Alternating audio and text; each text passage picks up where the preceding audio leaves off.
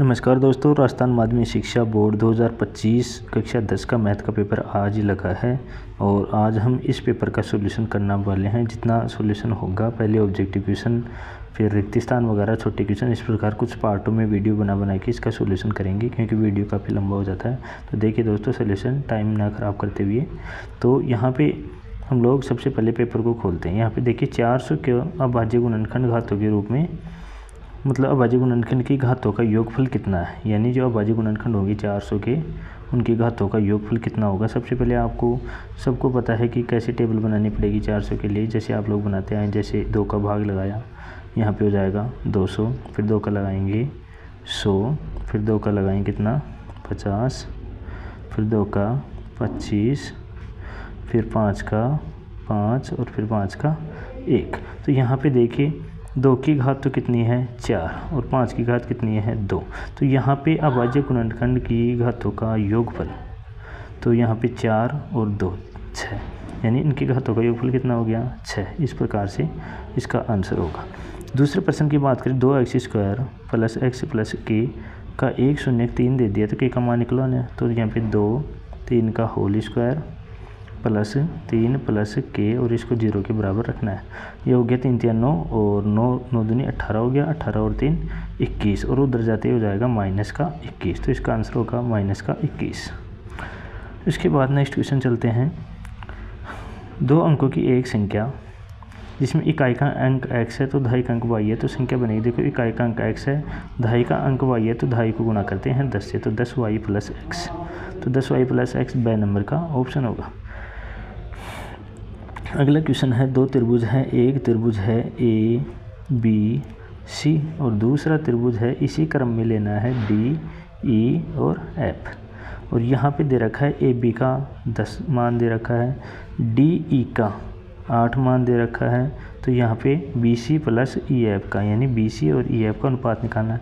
हम देखो जो त्रिभुज सर्वांगसम होते हैं दोस्तों, उनका अनुपात भी सेम ही होता है, हर भुजा का अनुपात। तो यहाँ पे 10 अनुपात 8 निकाल लीजिए, जितना करता है काट दीजिए, तो 5 अनुपात 4। तो 5 अनुपात 4 अपना ऑप्शन नंबर कौन सा दिख रहा है दोस्तों, डी नंबर, यानी द पे ऑप्शन नंबर 5 अनुपात 4 दिख रहा है। उसके बाद मूल बिंदु से -4 3 की दूरी ज्ञात करो। तो अंडर रूट में 3 का वर्ग कितना हो गया 9, 4 का वर्ग हो गया 16 और 16 9 कितने हो गए 25। 25 का जो अंडर रूट निकालेंगे तो कितना आएगा आंसर 5। तो यहाँ पे 5 आंसर हो जाएगा। Cosec square 45 degree, coat square 45 degree, इसका मान। तो कोसेक स्क्वायर 45 डिग्री, यानी देखो कोसेक स्क्वायर 45 डिग्री, इसका मान कितना होता है अंडर रूट 2 और इसका होल स्क्वायर।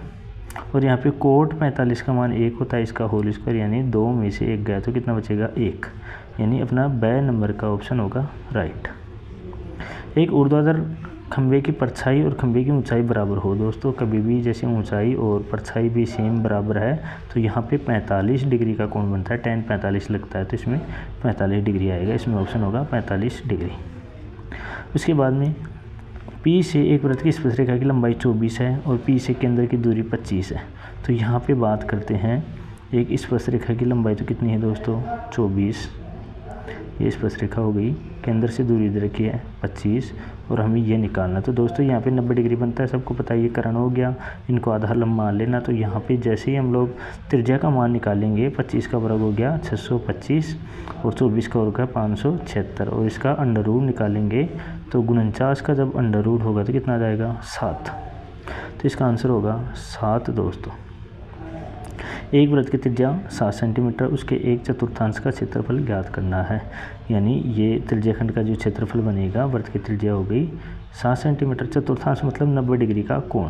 तो यहाँ पे 22/7 मैं ले रहा हूँ पाई आर स्क्वायर, यानी आर स्क्वायर 7 गुणा 7 और थीटा बटा 360, थीटा हो गया 90 और ये हो गया 360 डिग्री।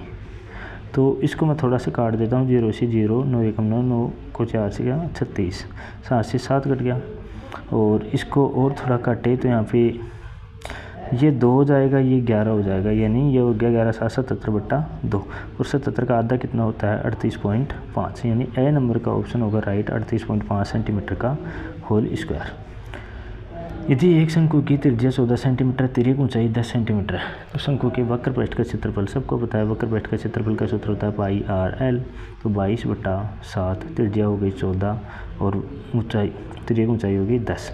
इसको काटेंगे कितनी बार? 2 बार, और y दूनी 44, ये 440 सेंटीमीटर स्क्वायर इसका आंसर हो जाएगा। उसके बाद निम्न में से कौन सी संख्या किसी घटना की प्रायिकता नहीं हो सकती?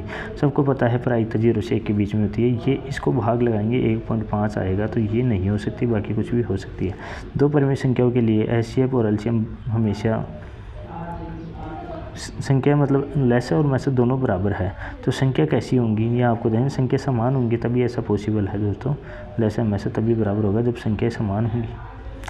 उसके बाद द्विघात बहुपद के शून्यकों का योग और गुणनफल क्रम से 5 और 6 है, तो ये सिंपल है, बनेगा माइनस का अल्फा प्लस बीटा, यानी योग हो जाएगा 5x और प्लस का 6, यानी -5x प्लस 6, ये हो जाएगा x² - 5x प्लस 6।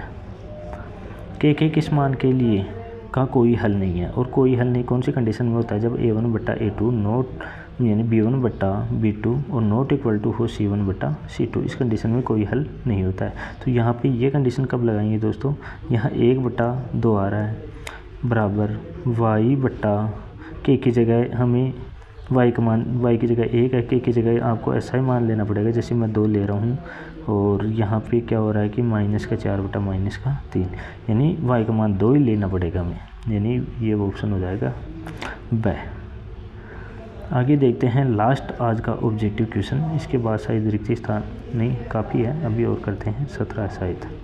चलिए, जहाँ पे दे रखा दिए गए चित्र में ए बी का मान 2 है, ए 50 डिग्री है, ए सी का मान 3 है। ये कहना क्या चाहता है? तो ई एफ की माप देखिए, दोनों सर्वांग त्रिभुज, उस हिसाब से आप ई एफ का मान निकालिए, आराम से निकाल सकते हैं हम लोग। कोई भी भुजा को बराबर कर लो आप, जैसे मान लीजिए मैं इस भुजा को ले रहा हूँ, तो ये हो जाएगा 2/3, यानी सभी का अनुपात बराबर आता है जब त्रिभुज आपस में सर्वांग समूह अनुपात में हो। तो इसको मैं 2/3 ले लेता हूँ, और इसको 3 मैं यहाँ पे ई एफ ले लेता हूँ।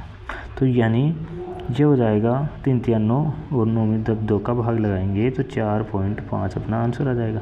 4.5 ऑप्शन नंबर ए में यहाँ पे आपको दिख रहा है क्लियर, ऑप्शन नंबर ए।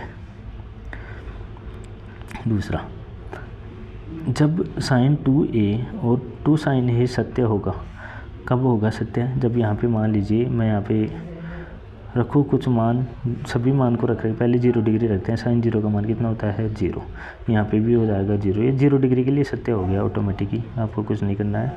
और ये cos a बराबर 12/13 है, तो sin a का मान ज्ञात करना है, तो निकाल लीजिए आप। जैसे cos का मान होता है लाल बटा कक्का में आधार बटे कर्ण, तो हमें लम्ब निकालना है। तो लम्ब आपको सबको पता है कि यहाँ पे कितना आएगा, एक संख्या 5 आएगी, तो यहाँ 5/13 हो जाएगा इसका ऑप्शन, तो 5/13। इसके बाद में 1 घड़ी 1 मिनट की सुई द्वारा 5 मिनट में केंद्र, यानी 1 घड़ी की सुई जो 60 मिनट में बनाती है दोस्तों, 360 डिग्री का कोण बनाती है। 1 मिनट में आप देखेंगे 6 डिग्री का बनाएगी। अब 5 मिनट की बात करें तो 6 को 5 से गुणा कर देंगे, कितना हो जाएगा? 30 डिग्री का कोण बन जाएगा। तो यहाँ पे 30 डिग्री ऑप्शन यहाँ पे राइट हो जाएगा। ये सभी ऑब्जेक्टिव क्वेश्चन यहाँ पे हो चुके हैं। अगले वाला पार्ट में कुछ छोटे क्वेश्चन और जो रिक्त स्थान है सभी अगले वाले पार्ट में करेंगे।